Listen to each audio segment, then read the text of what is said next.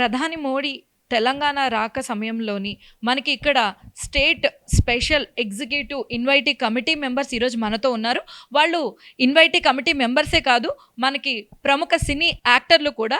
So వాళ్ళ ఆధ్వర్యంలో ఈరోజు బీజేపీ పార్టీలో కొన్ని చేరికలు అయితే జరగడం జరిగింది.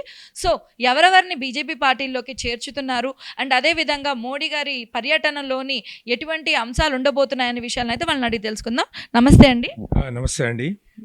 మనకి అంటే మోడీ గారి పర్యటనలోని మనకి మెయిన్గా ఉండబోయే అంశాలను అయితే జాతికి కొన్ని ప్రాజెక్టులను అంకితం చేస్తున్నారని చెప్తున్నారు. సో దాని గురించి 9,500 కోట్ల ప్రాజెక్ట్స్ లాంచ్ చేయడానికి ఈరోజు ప్రధానమంత్రి గారు మొట్టమొదటిసారిగా అన్ని ఎలక్షన్స్ అయిపోయిన తర్వాత తెలంగాణకు రావడం జరుగుతుంది. తెలంగాణ శాఖ ఆధ్వర్యంలో మరి వాళ్ళు ఈరోజు పెద్ద ఎత్తున డెవలప్మెంట్ ప్రోగ్రామ్స్ కోసం వస్తున్నారు.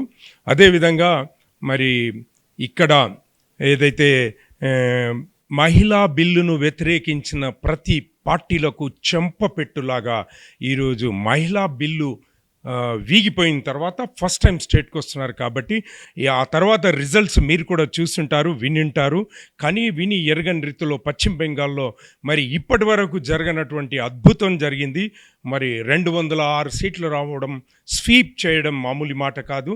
15 ఏళ్ల కోటను బద్దలు కొట్టి భారతీయ జనతా పార్టీ కాషాయ జెండాను ఎగరవేసింది. పశ్చిమ బెంగాల్లో ఇప్పటికీ కూడా మమతా బెనర్జీ నేను సీఎం పదవికి రాజీనామా చెయ్యను, నేను కంటిన్యూ అవుతాను అంటుంది. సో దీని మీద ఎటువంటి యాక్షన్ ఉండబోతోంది అండ్ అదేవిధంగా వాళ్ళ పదవీ కాలం ఈరోజుతో ముగుస్తుంది. సో దాని మీద మీ స్పందన? పదవీ కాలం ముగిసిన తర్వాత ఎవరికి రైట్ ఉండదండి.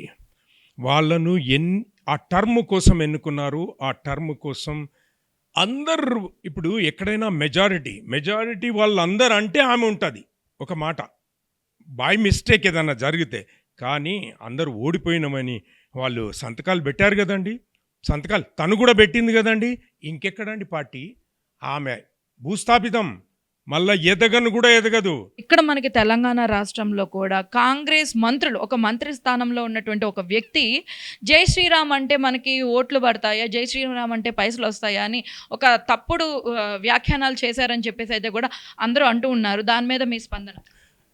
దురదృష్టకరం ఏంటంటే తెలంగాణలో ఒక దేవాదాయ శాఖకు మంత్రిగా ఉంటూ విచక్షణ కోల్పోయి, ఏమండి ప్రతి రిలీజన్ ఉంది, మేము ప్రతి రిలీజన్ను గౌరవిస్తాం. కానీ జై శ్రీరామ్ అంటే పైసలు రాలుతాయంటే, జై సోనియా గాంధీ అంటే రాలుతాయా, జై రాహుల్ గాంధీ అంటే రాలుతాయా అని మేము అడగొచ్చు కదండి. ఒక్క వేలు చూపిస్తే 3 వేళ్ళు మనకు చూపిస్తాయండి. ఎప్పుడే కానీ ఒక ఉన్నత స్థానంలో ఉన్నవాళ్ళు ఆచితూచి మాట్లాడడం నేర్చుకోవాలండి.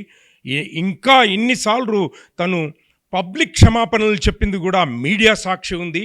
అంటే మనం తొందరపాటు చర్యలో మాట్లాడడం, తర్వాత పబ్లిక్గా క్షమాపణ చెప్పడం వాళ్ళ విజ్ఞతకు వదిలేస్తానండి. అది మోడీ గారి గురించి చెప్పాలి అంటే గనక మీరు ఏం చెప్తారు? రాముడు కృష్ణుడు యుగ పురుషులు అంటాడు. ఈ 21st సెంచరీలో నరేంద్ర మోదీ గారు మాకు దొరికిన ఆణిముత్యం యుగ పురుషుడితో పోలుస్తున్నానండి. ఇంకా అంతకు మించిన వర్డ్స్ లేవండి.